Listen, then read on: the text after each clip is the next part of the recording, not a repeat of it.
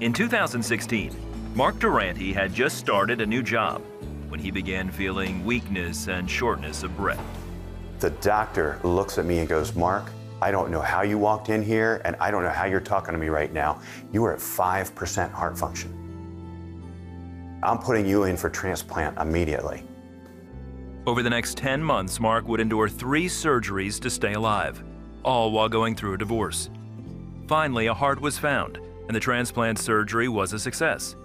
Doctors marveled at Mark's speedy recovery. Most people are in a hospital for 2 to 3 weeks in order to recover before they leave. They let me go on day 8. I started right into my physical therapy. My healing was so rapid. Within 11 days, I was walking 2 miles a day. I was going to stay very positive this experience because at the end of the day, you know that God's got a plan for you in your life. Although healed, Mark was now living on a reduced income, relying on disability checks and money from a GoFundMe account his family set up. Even then, he continued to trust God. I tithe regular, even on the little bits that came in. And I was grateful because I know that God put those people in my lives in order to get me through that situation. So again, I had to give thanks and honor back to God through that experience. And so I tithed. 3 months later, Mark started working as a distributor. But after 9 months, the company he worked with folded. Well, in the midst of that, my stepdad finds out that he's got lung cancer and he starts to pass away. And so I decided to take 3 weeks and go home and spend it with him and my mom. His stepfather passed, but Mark believed that because he put his parents' needs before his own, God would open a door to new employment. Soon, a former employer called with a great job offer.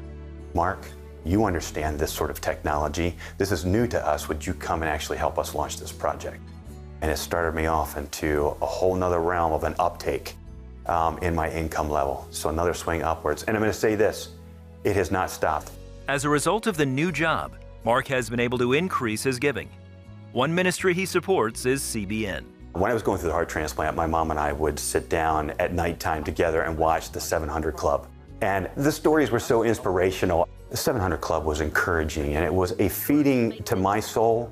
I felt compelled to give to CBN because of the ability to take those dollars and then expand them to encourage others. Mark believes that giving carried him through the most difficult times in his life.